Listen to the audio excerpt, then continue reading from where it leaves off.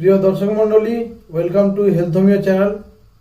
বন্ধুরা, আজকে একটা নতুন ভিডিও নিয়ে বা নতুন বিষয় নিয়ে আলোচনা করব, যেটা হচ্ছে নাক ডাকা বা স্নোরিং। এই নাক ডাকা বা স্নোরিং কিন্তু আমাদেরকে প্রচণ্ড অসুবিধায় ফেলে দেয়।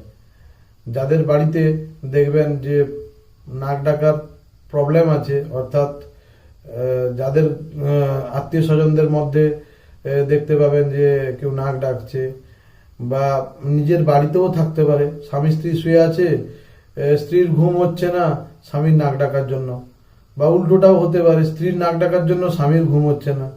এবং আপনারা বিভিন্ন উৎসব অনুষ্ঠানে গেলে বিভিন্ন আত্মীয় স্বজন অনেকের ক্ষেত্রে কিন্তু দেখবেন যে নাক ডাকার প্রবলেম আছে।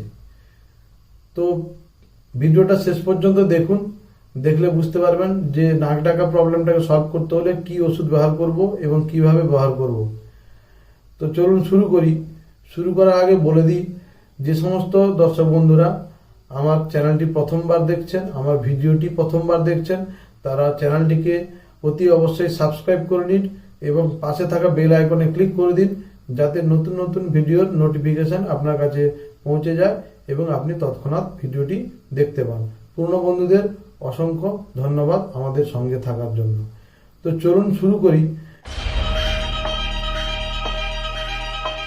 যে নাক ডাকার কারণগুলো কি কি, অর্থাৎ নাক কেন ডাকে এবং নাক ডাকলে কি কি ওষুধ ব্যবহার করব। নাক ডাকার কারণ বন্ধুরা দু তিন রকমের হতে পারে, অর্থাৎ কারণ কিন্তু বংশগত কারণেও নাক ডাকতে পারে, যে তার বাবা ছেলে এইভাবে বংশ পরম্পরায় হতে পারে। কিছু কিছু লোকেদের ক্ষেত্রে কি হয় না, নাকের সাইনাসের প্রবলেম, নাকে পলিপের প্রবলেমের জন্য হতে পারে, এবং এটাও কিন্তু আবার বংশগত কারণবশতও হতে পারে। এছাড়া কি, যে সমস্ত লোকেরা প্রচণ্ড ফিজিক্যাল পরিশ্রম করে, হার্ডওয়ার্ক করে, মেন্টাল পরিশ্রম করে, যে সমস্ত লোকেরা, তাদের ক্ষেত্রেও কিন্তু নাক ডাকার প্রবণতা দেখা যায়। অর্থাৎ আমাদের নাক, কান, গলা এগুলো কিন্তু ইন্টার রিলেটেড। তো যখন আপনি বিশ্রাম করছেন, রাতে ঘুমাচ্ছেন, তখন কিন্তু গলবিলের যে গলার পেশি, নাক কান গলার মধ্যে যে সংযোগ স্থলটা, সেই সমস্ত পেশিগুলোর যদি রিল্যাক্স হয়, তাহলে কিন্তু একটা অবস্ট্রাকশন তৈরি হয়। সেক্ষেত্রে নাক ডাকার কেসটা কিন্তু দেখা যায়। দেখবেন যে নাক ডাকার কালে যদি কাউকে ভালো করে লক্ষ্য করেন, যে নাক ডাকার সময় সে দেখা যাবে যে নাক দিয়ে নিঃশ্বাস নিচ্ছে, মুখ দিয়ে ছাড়ছে, আবার মুখ দিয়ে হাওয়া নিচ্ছে, নাক দিয়ে ছাড়ছে, এরকম ইন্টারচেঞ্জেবল সিস্টেমও দেখা যেতে পারে। তো এই নাক ডাকা কিন্তু একটা বিচ্ছিরি ব্যাপার। কিছু কিছু ক্ষেত্রে তো ঘরে অশান্তিও লেগে যেতে পারে, এই নাক ডাকার জন্য একে অপরের ঘুম হচ্ছে না বা কোনো প্রবলেম হচ্ছে, এগুলো কিন্তু হয়। তো চলুন এবার বলে দিই যে কি হোমিওপ্যাথি ওষুধ ব্যবহার করে এই নাক ডাকার প্রবলেমটাকে সলভ করবেন। ওষুধটার নাম হচ্ছে স্যাঙ্গুনেরিয়া নাইট্রিকা 1M।